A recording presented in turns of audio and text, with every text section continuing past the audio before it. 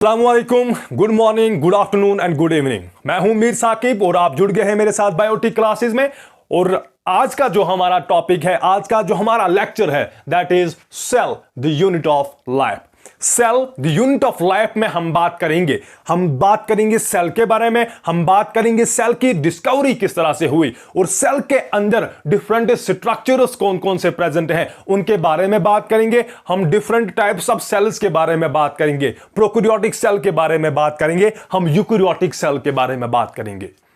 अगर हम सेल की बात करें, जब हम सेल स्ट्रक्चर को देखें, अगर हम सेल की डेफिनेशन को देखें, तो सेल की अगर हम डेफिनेशन जब देखते हैं तो सेल से हमें डिफाइन हम सेल इस तरह से करते हैं कि सेल जो है that is the fundamental structural and functional unit of life.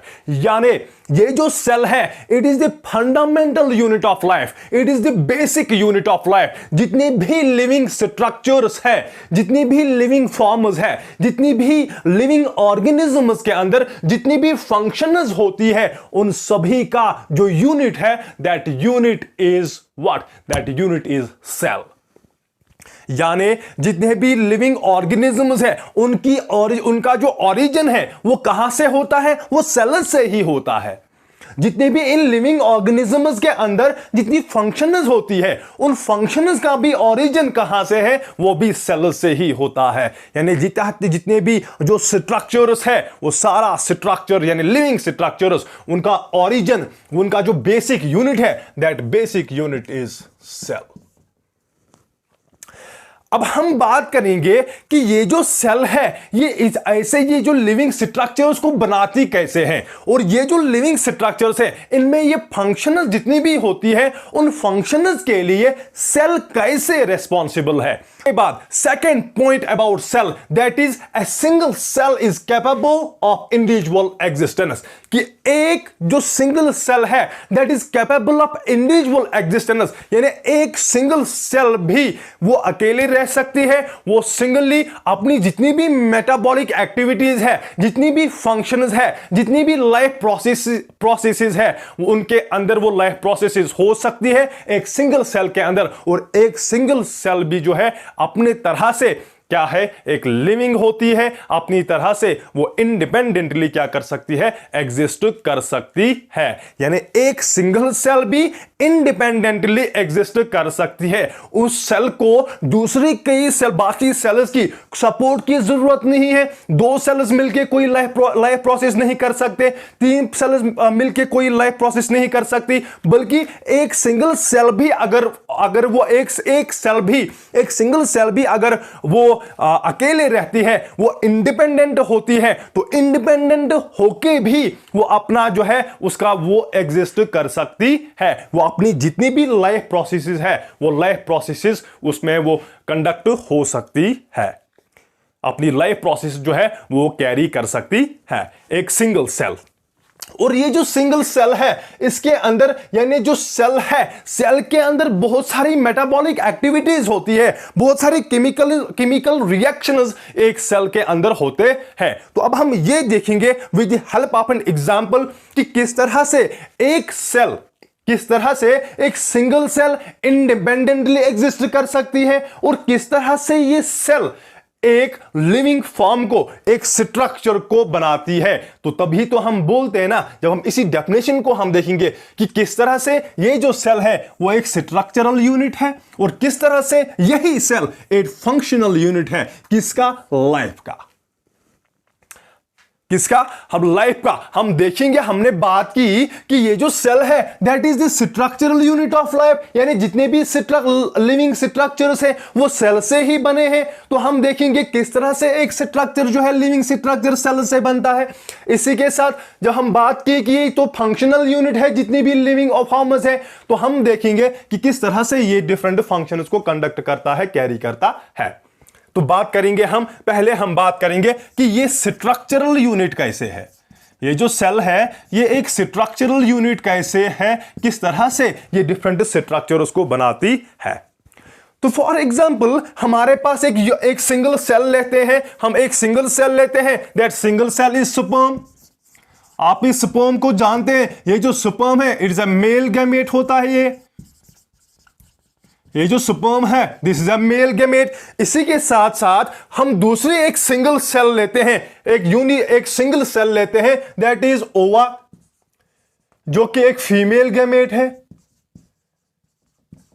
जो कि एक फीमेल गैमेट है। यानी दोनों जो सेल्स हमने ली, चाहे हमने स्पर्म लिया और हमने ओवा लिया, और दोनों गैमेट्स हैं, the sperm is male gamete और जो ओवा है दैट इज फीमेल गैमेट। और दोनों क्या है, यूनिसेलुलर है, दोनों क्या है, सिंगल सेल है। स्पर्म भी एक सिंगल सेल है, ओवा भी एक ही सेल है। तो जब ये जो सेल्स हैं, जब ये फ्यूज करते हैं, जब इनका फ्यूजन होता है, जब ये आपस में जब ये फर्टिलाइज करते हैं, तो ये क्या बनाते हैं, ये एक जाइगोट, ये क्या बनाता है, इनकी फॉर्मेशन होती है। हम क्या बनाना चाहिए, ये क्या बनाते हैं, ये बनाते हैं एक जाइगोट। और जो जाइगोट है, जाइगोट भी एक सिंगल सेल है, जाइगोट भी क्या है, एक सिंगल सेल है। हमने स्पर्म ली सिंगल सेल, ओवा लिया सिंगल सेल है। और जब ये आपस में फ्यूज हुए तो इन्होंने एक स्ट्रक्चर बनाया जिसको हम जाइगोट कहते हैं, और that zygote is also a single cell. ठीक, अब जब ये जाइगोट जो है, जब इसकी डेवलपमेंट होती है, जब ये आगे जाके इसका क्लीवेज, फर्टिलाइज जाइगोट बन गया, क्लीवेज होगी, ब्लास्टोसिस्ट की फॉर्मेशन होगी। जब ब्लास्टोसिस्ट की फॉर्मेशन होगी, जब क्लीवेज होगा और ब्लास्टोसिस्ट की फॉर्मेशन होगी, तो ये जो ब्लास्टोसिस्ट होता है it is a multi cellular. ये जो ब्लास्टोसिस्ट का जो स्ट्रक्चर है that is what, that is a multi cellular structure. उसमें बहुत सारी सेल्स प्रेजेंट होती हैं, और यही ब्लास्टोसिस्ट आगे जाके क्या करेगा, यही ब्लास्टोसिस्ट आगे जाके जब इसकी डेवलपमेंट होगी, एम्ब्रियो बनेगा, फिर उसके बाद फीटस बनेगा, फीटस के बाद जब एक फुल टर्म के बाद एक बेबी रेडी हो जाता है, और उसकी फिर क्या हो जाती है, उसकी बर्थ हो जाती है। और इस जाइगोट के बाद ये सारा जो ये कंडीशन है, ये सारी डेवलपमेंट के बाद किसकी बर्थ होगी, एक बेबी की बर्थ होगी, एक बच्चे की क्या होगी, एक बच्चा जो है उसकी पैदाइश होगी, उसकी बर्थ होगी। और अब जो ये बच्चा है ये बना कहां से, जब ये सिंगल सेल आई, और ये ओवा और ये स्पर्म जो दोनों सिंगल सेल्स थे, और दोनों सिंगल सेल्स ने जब आपस में जब वो फ्यूज हुए तो उन्होंने जाइगोट बनाया, जो कि एक सिंगल सेल है, जो कि एक सिंगल सेल है। और इसी सिंगल सेल से फिर जब डेवलपमेंट हुई तो एक बेबी रेडी हुआ, और ये बेबी क्या है, this baby is a multi cellular organism. और जो ये बेबी है ये एक फुल्ली फ्लेज्ड एक स्ट्रक्चर है, उसके ऑर्गन्स है, उसके आर्म्स है, उसका हेड है, इस जो स्ट्रक्चर है, जो ये बेबी प्रोड्यूस हुआ, इसकी एक शेप है, इसकी एक स्ट्रक्चर है। और ये जो स्ट्रक्चर बना, ये जो बेबी बना, ये बना कहां से, इस स्पर्म और ओवा से, जो कि क्या थे, सिंगल सेल्स थे। और इस बेबी, ये बेबी आगे जाके क्या बनेगा, इसकी शेप है, फॉर्म है, ये साखिमीर बनेगा, एक स्ट्रक्चर है मेरा। और मैं एक स्ट्रक्चर हूं, मैं एक लिविंग स्ट्रक्चर हूं। और मैं जो लिविंग स्ट्रक्चर हूं, मेरा जो ओरिजिन है वो कहां से हुआ, वो इस स्पर्म यानी इस सिंगल सेल से हुआ। मेरा जो ओरिजिन है वो कहां से हुआ, इस सिंगल सेल यानी इस ओवा से जो है वो मेरा ओरिजिन हुआ। यानी जबकि मैं एक फुल स्ट्रक्चर हूं, मैं एक लिविंग स्ट्रक्चर हूं, और लेकिन इसका मेरे जैसे इस लिविंग स्ट्रक्चर का ओरिजिन कहां से हुआ, एक सिंगल सेल से हुआ। और तभी तो हम बोलते हैं कि सेल इज दी, तभी तो हम क्या बोलते हैं, तभी हम बोलते हैं कि cell is the fundamental structural unit of life. यानी जितने भी लिविंग स्ट्रक्चर्स हैं, वो सारे लिविंग स्ट्रक्चर्स, उनका ओरिजिन जो है वो कहां से होता है, एक सेल से होता है, यानी कि एक सिंगल सेल से होता है। यहां तक क्लियर। अब इसी के साथ हम बात करते हैं कि सेल, हमने देखा कि जो सेल है that is the structural unit, और यहां पे हमने वो प्रूव किया कि ये जो सेल है that is structural unit of life, every life. और इसी के साथ अब देखेंगे कि ये जो सेल है ये फंक्शनल यूनिट कैसे है, कि किस तरह से कोई भी फंक्शन जो है वो एक सेल के अंदर, वो एक जो सेल है वो डिफरेंट फंक्शंस को कैरी कर सकती है। और जो फंक्शन एक लिविंग ऑर्गेनिज्म में होती है वो सारी फंक्शन एक सेल के अंदर होंगी या नहीं, अब वो हम देखेंगे। आपने सुना होगा एमीबा का नाम सुना होगा आपने, जो कि एक क्या है, यूनिसेल्यूलर ऑर्गेनिज्म है, यानी इसके अंदर क्या है, एक ही सेल है, ये सिंगल सेलड ऑर्गेनिज्म है जिसको हम एमीबा बोलते हैं। ठीक, राइट। ये जो सेल है amoeba, that is what, that is unicellular organism, एक ही सेल इसके अंदर प्रेजेंट होती है। लेकिन ये जो एमीबा है, ये जो एमीबा है जो कि एक यूनिसेल्युलर ऑर्गेनिज्म है, ये इंडिपेंडेंटली एग्जिस्ट करता है, ये इंडिपेंडेंटली एग्जिस्ट करता है, यानी ये इंडिपेंडेंटली इसके अंदर हर एक फंक्शन होती है, चाहे वो रिप्रोडक्शन की फंक्शन हो, चाहे वो रेस्पिरेशन की फंक्शन हो, चाहे वो एक्सक्रीशन की फंक्शन हो। और ये जो सारी फंक्शंस क्या है, these are the life processes, these are the functions that are carried out by a living organism। एक लिविंग ऑर्गेनिज्म के अंदर ये सारी फंक्शंस होती है, और जबकि लिविंग ऑर्गेनिज्म्स के अंदर ये फंक्शंस होती है, इसी तरह से इस एमीबा के अंदर जो कि एक सिंगल सेल है, इस सिंगल सेल के अंदर भी ये फंक्शंस होती है। तो इसका मतलब यह है कि एक सिंगल सेल जो है वो इंडिपेंडेंटली एग्जिस्ट कर सकती है, वो उसका एक इंडिविजुअल एग्जिस्टेंस हो सकता है, और उस इंडिविजुअल जो सेल है, उस यूनिसेल्युलर जो एक सिंगल सेल जो है, उसके अंदर सारी लाइफ प्रोसेसेस, सारी जितनी भी फंक्शंस है वो उसके अंदर वो कंडक्ट कर सकता है। तभी हम बोलते हैं कि सेल जो है that is the fundamental, that is the basic structural and functional unit of life. यानी जितनी भी फंक्शंस एक ऑर्गेनिज्म के अंदर हो रही है, जितनी भी स्ट्रक्चर्स बन रहे हैं, लिविंग स्ट्रक्चर्स, वो सारे कहां से बन रहे हैं, एक सेल से बन रहे हैं। ठीक, क्लियर यहां तक? तो अब हम बात करेंगे सेल की डिस्कवरी की। जब भी कोई भी चीज के बारे में जब हम पढ़ते हैं, किसी भी चीज के बारे में जब हम पढ़ते हैं, तो हमें यह जानना जरूरी होता है कि ये जो चीजें हैं, कोई भी चीज जो है ये हम तक पहुंची कैसे, इसकी डिस्कवरी किस तरह से हुई और इसकी इन्वेंशन किस तरह से हुई। इस चीज का जानना, इस चीज का पता लगाना हमारे लिए बहुत जरूरी है। इसी तरह से जब हम सेल के बारे में बात कर रहे हैं, जब हम सेल के बारे में पढ़ रहे हैं, तो हमें यह जानना जरूरी है, हमारा यह पता होना जरूरी है कि इस सेल की डिस्कवरी कब और कैसे हुई। तो जब हम सेल की डिस्कवरी की जब हम बात करते हैं, तो हम देखते हैं कि 1665 में एक साइंटिस्ट आते हैं जिनका नाम है रॉबर्ट हुक। रॉबर्ट हुक नाम के साइंटिस्ट 1665 में डिस्कवर करते हैं किसको, एक सेल को डिस्कवर करते हैं, जो सेल एक स्ट्रक्चरल और एक फंक्शनल यूनिट है किसका, लाइफ का। तो ये जो साइंटिस्ट है रॉबर्ट हुक, ये क्या करते हैं 1665 में, ये एक स्पेनिश ओक नाम का एक प्लांट है, स्पेनिश ओक नाम का एक प्लांट है, उसका ये कॉर्क लेते हैं। क्या लेते हैं, उसका कॉर्क लेते हैं, जो उसका बार्क है, जो उसकी जो बार्क होती है उसके स्लाइसेस ये लेता है। किसके, जो स्पेनिश ओक ट्री है उसके जो बार्क होता है उसकी क्या लेता है, उसकी थिन स्लाइसेस लेता है, और ये इन थिन स्लाइसेस को ये स्टडी करता है किसके अंदर, माइक्रोस्कोप के अंदर। ये क्या करता है, इनको स्टडी करता है माइक्रोस्कोप के अंदर। जब ये इन स्लाइसेस को देखता है, और जबकि आपको पता है कि जो बार्क होता है प्लांट का, किसी भी प्लांट का, ये स्पेनिश ओक की हम बात कर रहे हैं, इसका जो बार्क है वो बार्क क्या है, that contains what, that contains the dead cells. इस बार्क के अंदर क्या होती है, इस बार्क के अंदर डेड सेल्स इसके अंदर प्रेजेंट होती है।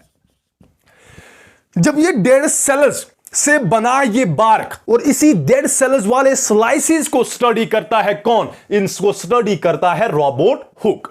जब रॉबर्ट हुक स्टडी करते हैं इन स्लाइसेस को, माइक्रोस्कोप के अंदर देखते हैं, तो ये क्या ऑब्जर्व करते हैं, इनको ऑब्जर्वेशन में इनको दिखता क्या है, ये देखते हैं कि इस जो ये बार्क है, जो ये कॉर्क है, इसके अंदर क्या है, स्मॉल रूम, स्मॉल कंपार्टमेंट्स इसको दिख रहे हैं। क्या दिख रहे हैं इसके अंदर, ये क्या देखते हैं कि इसके अंदर तो छोटे छोटे से क्या है, छोटे छोटे रूम्स है, छोटे छोटे कंपार्टमेंट्स है, छोटे छोटे डिविजन्स है इसके अंदर, इस स्लाइसेस के अंदर। और ये जो डिविजन्स है, ये जो रूम्स है, ये अंदर से क्या है, बिल्कुल एम्प्टी है, बिल्कुल खाली है। यानी जिन इस बार्कस के अंदर जिन स्मॉल कंपार्टमेंट्स को इसने देखा, जिन छोटे छोटे इन रूम्स को इसने देखा, इसने ये देखा कि ये जो रूम्स है ये अंदर से क्या है, बिल्कुल खाली है। और खाली क्यों है? खाली इसीलिए है कि ये जो कंपार्टमेंट्स है ये किसके कंपार्टमेंट्स है? ये डेड स्लाइसेस के कंपार्टमेंट्स है। ये इस बारकस के कंपार्टमेंट्स हैं जिस बारक के अंदर सेल्स क्या होती है? डेड सेल्स होती है। और जब डेड सेल्स है तो इनके अंदर जो प्रोटोप्लाज्म है, जो इनके अंदर लिविंग मटेरियल है, वो क्या होगा? वो एब्सेंट होगा। यानी इन कंपार्टमेंट्स के अंदर, इन कंपार्टमेंट्स के अंदर जो लिविंग मैटर है, प्रोटोप्लाज्म इनके अंदर प्रेजेंट नहीं था। और जिसकी वजह से इस रॉबर्ट हुक नामी इस साइंटिस्ट को इसको क्या देखा? इसने देखा कि ये जो कंपार्टमेंट्स है ये बिल्कुल क्या है? खाली है। और ये रूम्स कैसे थे? ये थे बिल्कुल छोटे छोटे रूम्स थे ये, और ये बिल्कुल क्या थे? खाली थे। और इन छोटे कंपार्टमेंट्स को, इन छोटे छोटे इन रूम्स को इस रॉबर्ट हुक ने नाम दिया क्या? सेल्यूले। इसने इनको क्या नाम दिया? सेल्यूले नाम दिया। ये जो कंपार्टमेंट्स इसने देखे, ये जो रूम्स इसने इसके अंदर देखे, तो इसको इसने नाम दिया क्या? सेल्यूले। और बोल रहे हैं रॉबर्ट हुक कि ये जो मैंने अंदर जो ये ऑब्जर्व किया कि ये जो कंपार्टमेंट्स थे ये बिल्कुल कंपार्टमेंट्स ऐसे थे जिस तरह से हनीकॉम्ब होता है, जिस तरह से हनीकॉम्ब के अंदर कंपार्टमेंट्स होते हैं, उसी तरह से ये कंपार्टमेंट्स मैंने इस इस स्पेनिश ओक के की स्लाइसिस के अंदर देखा, इस कॉर्क के अंदर देखा। आप देख रहे हैं जिस तरह से, आप यहां पे देखिए कि ये क्या है? ये एक हनीकॉम्ब है। क्या है? हनीकॉम्ब है। और इस हनीकॉम्ब में आपको देखने को मिलेगा कि इस हनीकॉम्ब के अंदर ये टिन्नी टिन्नी कंपार्टमेंट्स है। इस हनीकॉम्ब के अंदर आपको क्या देखने को मिलेगा? ये जो टिन्नी टिन्नी कंपार्टमेंट्स आप देख लीजिए, टिन्नी कंपार्टमेंट्स जो है इसके अंदर है, ये जो कंपार्टमेंट्स है इसके अंदर है। यानी इसी तरह से ये कंपार्टमेंट्स देखे किसने? रॉबर्ट हुक ने कंपार्टमेंट्स देखे इस बार्क के अंदर, इन स्लाइसिस के अंदर। जो स्लाइसिस जो जिसकी सेल्स जो क्या थी? डेड थी। और इसीलिए इसको क्या दिख रहा था? ये सेल्स जो है ये इसको एम्प्टी दिख रही थी, ये कंपार्टमेंट्स इसको एम्प्टी दिख रही थी। और इन कंपार्टमेंट्स को इसने नाम दिया क्या? सेल्यूले नाम दिया। और ये आप जी जानते हैं, हम भी जानते हैं, जब भी मार्केट में कोई नई चीज आ जाती है तो लोग उसके पीछे भागना शुरू कर देते हैं। लोग उस चीज के बारे में जानने के लिए क्या हो जाते हैं? बहुत ही ज्यादा उनमें वो क्यूरियोसिटी डेवलप होती है। और यही काम हुआ, यही चीज हुई कब? 1665 में, जब रॉबर्ट हुक ने ये टर्म सेल्यूले दी, जब इस सेल्यूस की क्या हुई? डिस्कवरी हुई। और इसी सेल्यूलोज को फिर ये कहने लगे क्या? नाम दिया गया इनको क्या? सेल्स नाम दिया गया। और जब मार्केट में ये सेल टर्म आ गई तो जितने भी साइंटिस्ट थे, जितने भी स्टडी करने वाले थे, उन सभी ने वो क्या लग गए? इसी बागडोर में लग गए। इस सेल के बारे में और ज्यादा वो क्यूरियोसिटी डेवलप हुई कि ज्यादा से ज्यादा इसके बारे में जो है नॉलेज हासिल करनी है। ये सेल चीज क्या है? और इसके अंदर जो है झांकना स्टार्ट हुआ। इसके अंदर जो स्टडीज है वो अब क्या होने लगी? धीरे धीरे क्या होने लगी? एडवांसमेंट, उसमें एडवांसमेंट होने लगी।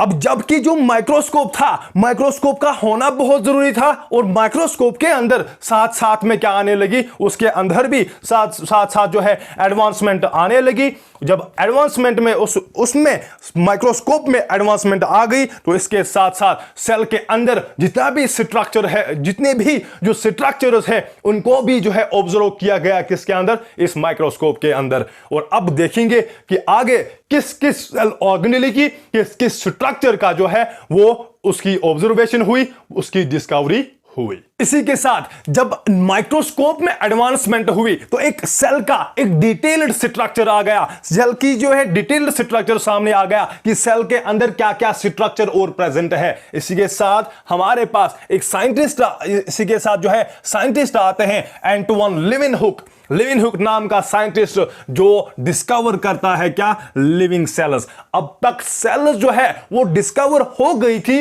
लेकिन जो वो सेल्स थी वो क्या थे? वो डेड सेल्स थी। लेकिन एंटोइन जो लेवेनहुक है, उन्होंने पहले लिविंग सेल्स की क्या की? डिस्कवरी की। वो जितनी भी फ्री सेल्स होती हैं उनकी डिस्कवरी की किसने? लेवेनहुक ने। इसी के साथ 1831 में रॉबर्ट रॉबर्ट ब्राउन नाम का एक साइंटिस्ट है जिसने न्यूक्लियस सेल के अंदर वो जो स्ट्रक्चर एक प्रेजेंट है जिसको हम क्या बोलते हैं, न्यूक्लियस बोलते हैं, और इस न्यूक्लियस को डिस्कवर किया। इसका डिटेल्ड स्ट्रक्चर हमें किसने दिया, रॉबर्ट ब्राउन ने। और ये जो काम है, ये जो डिटेल्ड स्ट्रक्चर मिला, ये किस वजह से मिला, जब स्टडीज में एडवांसमेंट आ गई, जब माइक्रोस्कोप के अंदर एडवांसमेंट आ गई, और इस एडवांसमेंट के साथ साथ इस सेल की क्या हुई, डिस्कवरी हुई, और सेल को कहने लगे कि ये जो सेल है, this is the structure, fundamental structural and functional unit of life. यानी जितनी भी लाइफ फॉर्म्स हैं उनका बेसिक यूनिट क्या है, सेल है। सेल से ही ओरिजिनेट हुए हैं, सेल से ही हर एक फंक्शन, लिविंग फंक्शन, हर एक लिविंग स्ट्रक्चर का क्या होता है, ओरिजिन होता है। तो इसके बाद अब हम बात करेंगे, जबकि एक डिटेल्ड स्ट्रक्चर आया हमारे पास, किसका, सेल का एक डिटेल्ड स्ट्रक्चर आया, उसके बाद एक थ्योरी आई जिस थ्योरी का नाम है सेल थ्योरी, जिसको हम सेल थ्योरी का नाम देते हैं। यानी ये जो सेल थ्योरी है, ये सेल थ्योरी दी है किसने, दो साइंटिस्ट्स आए। कितने साइंटिस्ट्स, दो साइंटिस्ट्स आए। पहले आया जो साइंटिस्ट आया, दैट इज शिल्डिन। शिल्डिन नाम का साइंटिस्ट आया जो कि एक बॉटनिस्ट था, यानी प्लांट जो है, प्लांट्स के बारे में स्टडी करता था और प्लांट सेल्स के बारे में वो डिस्कवरी कर रहा था, उनके प्लांट जो सेल्स है उनके बारे में स्टडी कर रहा था। और ये जो शिल्डिन है ये आए 1838 में। कब, 1838 में इन्होंने क्या किया, इन्होंने प्लांट सेल्स को स्टडी किया, और जब प्लांट सेल्स को स्टडी किया, इसने देखा कि जितने भी प्लांट्स है, जितने भी प्लांट स्ट्रक्चर्स हैं, वो जो सारे प्लांट जो है वो बने हैं किसके, वो सेल्स के बने हैं। यानी शिल्डिन ने कहा, शिल्डिन ने देखा, उसने ऑब्जर्व किया कि जो जितने भी जो प्लांट्स है, जितने भी प्लांट्स हैं, वो सारे प्लांट्स किसके बने हैं, वो सारे प्लांट्स बने हैं किसके, सेल्स के। और इन सेल्स के सराउंडिंग में ये सेल्स जो है, प्लांट सेल्स जो है, वो इनक्लोज होती है within what, within this cell wall. यानी इनके जो, इनका जो मेम्ब्रेन है, उनके मेम्ब्रेन के साथ साथ इनकी सराउंडिंग में इनको जो मेम्ब्रेन बाउंड करता है, दैट इज सेल वॉल। एक और स्ट्रक्चर होता है जिसका नाम क्या है, सेल वॉल, भी इन प्लांट सेल्स के इर्द गिर्द, इन प्लांट सेल्स की सराउंडिंग में प्रेजेंट होता है, इन प्लांट सेल्स को सराउंड करता है। और इसके बाद एक साल बाद 1839 में शिवान नाम का साइंटिस्ट आता है जो कि एक जूलॉजिस्ट है, वो एनिमल्स के बारे में स्टडी करते हैं। और जब ये एनिमल्स के बारे में शिवान जो है, जब एनिमल्स के बारे में स्टडी करते हैं, तो ये क्या देखते हैं कि जितने भी एनिमल सेल्स है, जितनी भी एनिमल्स हैं, वो सारे एनिमल्स भी किससे बने हैं, वो सारे एनिमल्स भी सेल्स से बने हुए हैं। उन सभी जितने भी एनिमल्स हैं, उनका ओरिजिन भी कहां से हुआ है, उनका ओरिजिन भी सेल से ही हुआ है। और इसी के साथ जब ये एनिमल सेल्स को स्टडी करते हैं, जब ये एनिमल सेल्स को देखते हैं, तो ये क्या देखते हैं कि सेल्स के इर्द गिर्द, इन एनिमल सेल्स के इर्द गिर्द भी एक मेम्ब्रेन है, जिस मेम्ब्रेन को ये क्या बोलते हैं, सेल मेम्ब्रेन। जिस मेम्ब्रेन को हम क्या बोलते हैं, सेल मेम्ब्रेन। यानी जितनी भी सेल्स हैं, एनिमल सेल्स, उनके सराउंडिंग में एक मेम्ब्रेन होता है, जिस मेम्ब्रेन को है हम सेल मेम्ब्रेन कहते हैं। लेकिन इस सेल मेम्ब्रेन, ये जो एनिमल सेल्स हैं, ये क्या देखते हैं कि इन एनिमल सेल्स में सेल वॉल प्रेजेंट नहीं होता। सेल वॉल जो क्या होता है, सेल वॉल एनिमल सेल्स के अंदर क्या होता है, एब्सेंट होता है। और जब शिवान ने देखा कि एनिमल सेल्स के अंदर सेल वॉल प्रेजेंट नहीं है, तो इन्होंने कंक्लूड किया कि जितनी भी सेल्स हैं, चाहे वो प्लांट सेल हो, चाहे वो एनिमल सेल हो, दोनों स्ट्रक्चरली सिमिलर है, दोनों बिल्कुल सिमिलर है, except what, except cell wall. कि एनिमल सेल्स में सेल वॉल जो है एब्सेंट होता है, और प्लांट सेल्स में सेल वॉल क्या होता है, सेल वॉल प्रेजेंट होता है प्लांट सेल्स में। ठीक, यहां तक बिल्कुल क्लियर।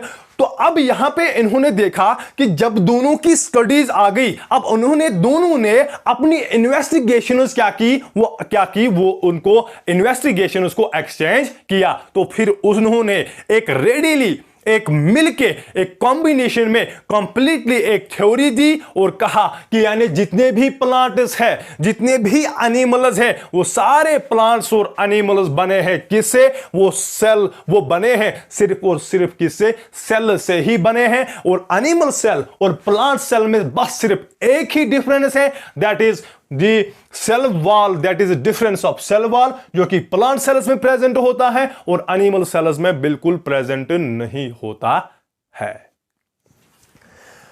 और with this thing, with this theory, अब ये जब स्टडीज इन्हें एक्सचेंज की तो इन्होंने दोनों ने एक कॉम्बिनेशन में एक थ्योरी दी, जिस थ्योरी का नाम है क्या? सेल थ्योरी, जिसको हम क्या कहते हैं? जिसको हम नाम देते हैं सेल थ्योरी।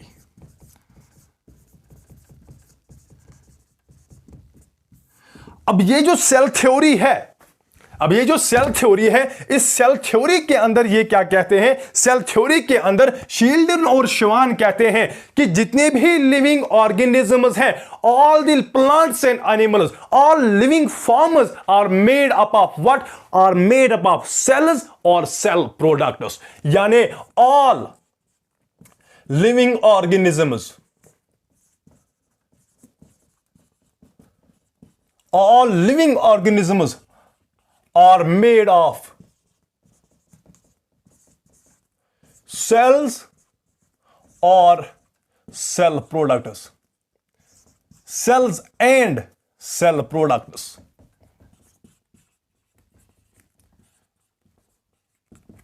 यानी ये शील्डिन और श्वान सेल थ्योरी के अंदर कहते हैं कि जितने भी लिविंग ऑर्गेनिज्म हैं, जितने भी लिविंग स्ट्रक्चर्स हैं, वो सारे लिविंग स्ट्रक्चर्स बने हैं या तो सेल से बने हैं और सेल के प्रोडक्ट्स से बने हैं। और क्योंकि सेल के प्रोडक्ट्स क्या है? जितने भी सेल्स के अंदर मेटाबॉलिक एक्टिविटीज है, उन जितनी भी केमिकल रिएक्शंस हो रही हैं, उन केमिकल रिएक्शंस की वजह से जितने भी प्रोडक्ट्स बन रहे हैं, वो सारे प्रोडक्ट से responsible for what? For the formation of a living structure, for the formation of a living organism। और इसी के साथ साथ ये जो सेल थ्योरी है, श्वान और शील्डन जो है, ये लेकिन ये नहीं बता पाए, इन्होंने तो ये बताया, इन्होंने तो ये कहा कि ये जो सेल्स, ये जो एनिमल्स है, ये जो ऑर्गेनिजम्स है, चाहे प्लांट्स हो या एनिमल्स हो, ये बनते किससे हैं? ये सारे बनते हैं सेल से। लेकिन ये चीज नहीं डिफाइन कर पाए, ये चीज नहीं डिस्क्राइब कर पाए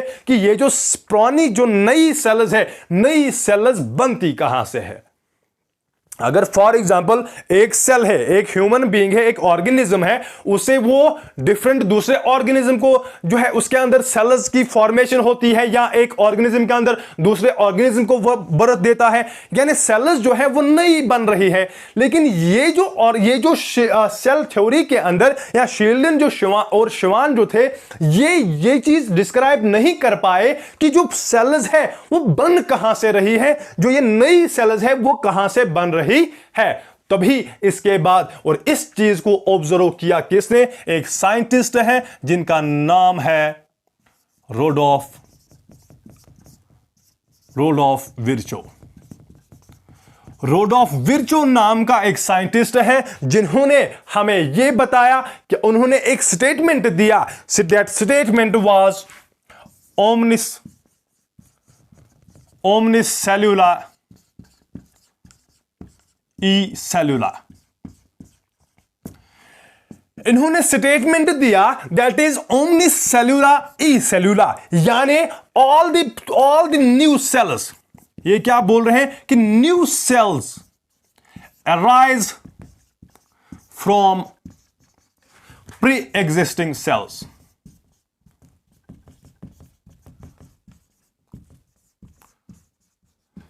यानी ये रोडोल्फ विर्चो क्या बताते हैं, ये क्या ऑब्जर्व करते हैं, यानी ये बोल रहे हैं, ये स्टेटमेंट दे रहे हैं ओमनिस सेल्यूला ई सेल्यूला। या उसका मतलब यानी जितनी भी न्यू सेल्स है, जितनी भी नई सेल्स की फॉर्मेशन हो रही है, वो उनकी फॉर्मेशन कहां से होती है, वो उनका ओरिजिन कहां से हो रहा है? Pre existing cells. यानी जितनी भी पुरानी सेल्स है, पुरानी सेल्स से ही नई सेल्स बनती है। और ये चीज किसने बोली? ये बोली रोडोल्फ विर्चो ने। यानी पुरानी सेल्स से ही क्या बनती है, नई सेल्स बनती है। प्री एग्जिस्टिंग सेल्स जो है उन्हीं से नई सेल्स की क्या होती है, फॉर्मेशन होती है, न्यू सेल्स की फॉर्मेशन होती है। और इसी के साथ, इस स्टेटमेंट के साथ सेल थ्योरी जो है वो क्या हो जाती है, कंप्लीट। तो सेल थ्योरी के अंदर क्या हम क्या देखते हैं, सेल थ्योरी क्या बोलती है, सेल थ्योरी ये चीज डिस्क्राइब करती है, ये चीज डिफाइन करती है कि all the living organisms are made up of what are made up of cells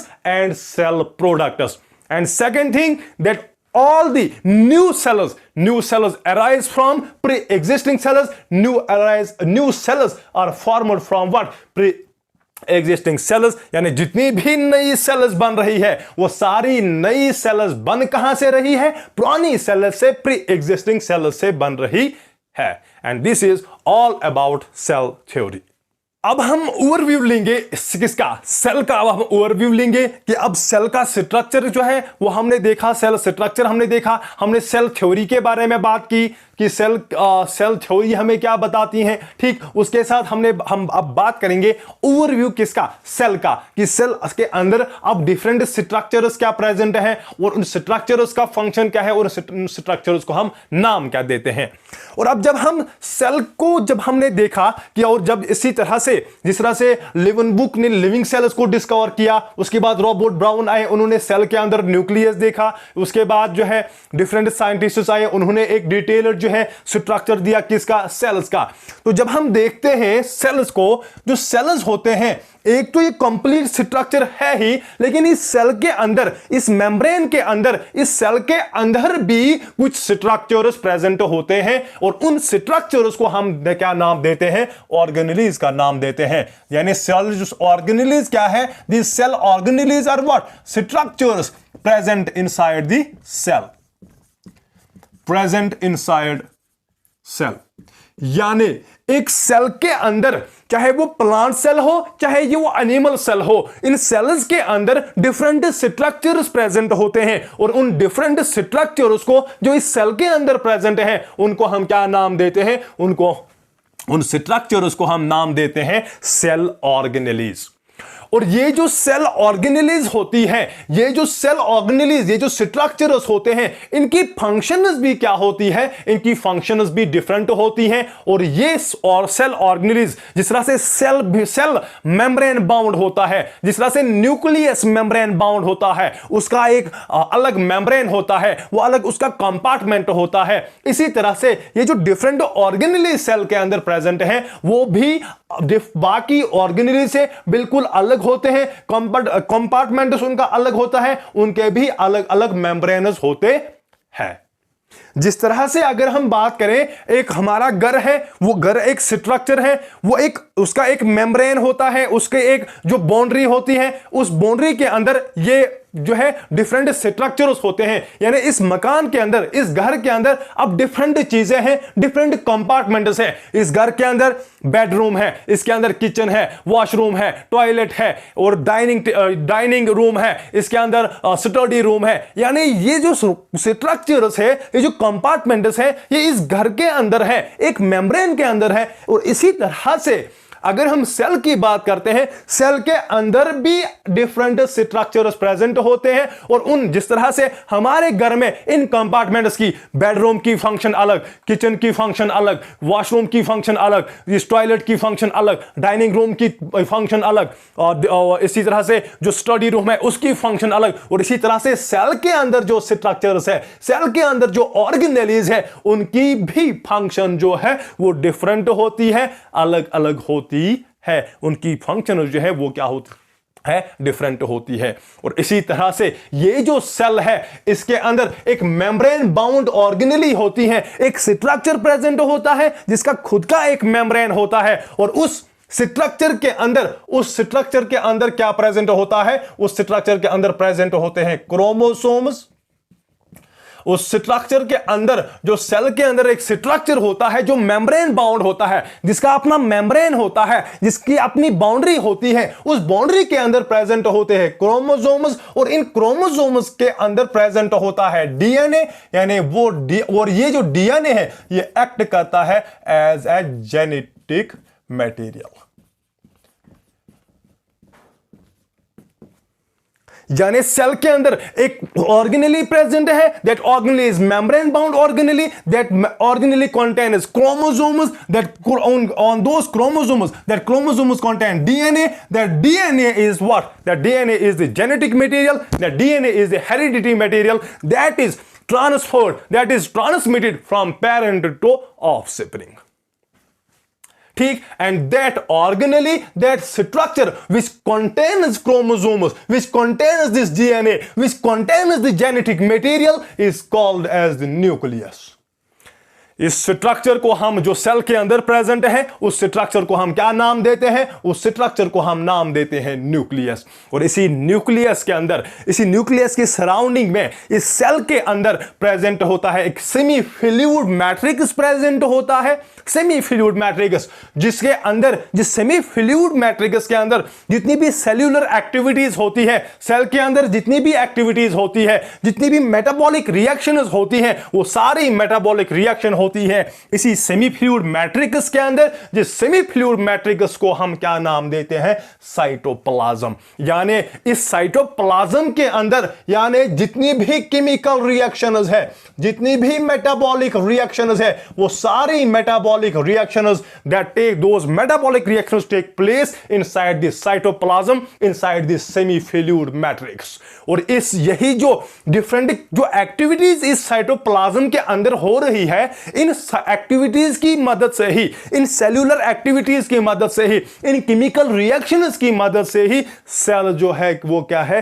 living है। सेल जो है वो एक्ट करती, एक लिविंग स्टेट में प्रेजेंट होती है। किसकी वजह से? Because of these because of what? Because of the chemical reactions, because of the metabolic activities that are occurring inside this cytoplasm.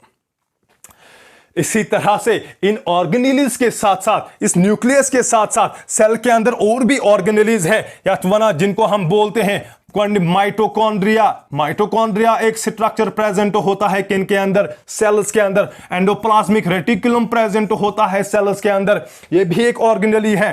ठीक, हमारे पास राइबोसोम्स प्रेजेंट होते हैं इन सेल्स के अंदर, और राइबोसोम्स भी जो क्या है, ये भी सेल ऑर्गेनेलीज है। मगर ये जो राइबोसोम है, this is non membrane bond. ये क्या होता है? नॉन मेम्ब्रेन बॉन्ड होता है। यानी इस राइबोसोम जो है, ये जो स्ट्रक्चर है, ये जो ऑर्गेनेली है, इसका कोई मेम्ब्रेन नहीं होता, इसकी कोई बाउंड्री नहीं होती। समझ आ रही है बात? ठीक है यहां तक। अब जितनी भी अब जो ये सेल ऑर्गेनेलीज है, जो सेल ऑर्गेनेलीज है, सेल्स के अंदर जो ऑर्गेनेलीज है, अब अगर इन ऑर्गेनेलीज का अपना अपना मेम्ब्रेन प्रेजेंट है, अब अगर इन ऑर्गेनेलीज का अपना अपना मेम्ब्रेन प्रेजेंट है, अगर इनकी अपनी अपनी बाउंड्री है, तो हम ये कह सकते हैं कि ये जो सेल है उसको हम क्या कहेंगे? Eukaryotic cell. यूकैरियोटिक सेल, यानी यूकैरियोटिक सेल एक ऐसी सेल है जिस सेल के अंदर ऑर्गेनेलीज तो प्रेजेंट है, लेकिन इन ऑर्गेनेलीज का अपना अपना मेम्ब्रेन है। लेकिन एक्सेप्शन क्या है? Exception is ribosome. राइबोसोम का अपना कोई मेम्ब्रेन नहीं होता, और इस राइबोसोम के बगैर जितने भी ऑर्गेनेलीज है, अगर उनका कोई अपना मेम्ब्रेन है, तो हम उनको क्या बोलते हैं? उस सेल को हम नाम देते हैं यूकैरियोटिक सेल। पर अगर इस सेल के अंदर जितनी भी ऑर्गेनेलीज है, चाहे वो न्यूक्लियस हो, चाहे वो माइटोकॉन्ड्रिया हो, चाहे वो राइबोसोम्स हो, चाहे वो लाइसोसोम्स हो, यानी जितनी भी ऑर्गेनेलीज है, अगर उनका अपना मेम्ब्रेन प्रेजेंट नहीं है, अगर उनका अपनी कवरिंग नहीं है, अगर उनकी अपनी बाउंड्री नहीं है, तो ऐसी सेल्स को हम नाम देते हैं प्रोकैरियोटिक सेल। Prokaryotic cell. तो हमारे पास सेल्स जो है अब कितनी तरह की है? दो तरह की सेल्स हमारे पास है। वन इज यूकैरियोटिक सेल, यानी ऐसी सेल्स जिनके ऑर्गेनेलीज का अपना मेम्ब्रेन प्रेजेंट होता है, और दूसरी टाइप है सेल्स की प्रोकैरियोटिक सेल, यानी ऐसी सेल्स जिनके अंदर ऑर्गेनेलीज का, या चाहे वो न्यूक्लियस क्यों ना हो, चाहे वो माइटोकॉन्ड्रिया, चाहे डिफरेंट जितनी भी ऑर्गेनेलीज है, अगर उनके अंदर जो है उनके अंदर मेम्ब्रेन प्रेजेंट नहीं है, उनके पास अपनी कवरिंग नहीं है, उनके पास अपनी बाउंड्री नहीं है, तो ये जो सेल्स है, इन सेल्स को हम नाम देते हैं प्रोकैरियोटिक सेल, कि ये जो सेल्स है ये प्रिमिटिव सेल्स है। तो इसी के साथ हमारा जो है आज का लेक्चर जो है यहीं पे हम इसको एंड करते हैं, यहीं पे खत्म करते हैं, और मिलते हैं अगले लेक्चर में, जहां पे हम बात करेंगे डिफरेंट प्रोकैरियोटिक सेल्स और यूकैरियोटिक सेल्स के बारे में हम बात करेंगे।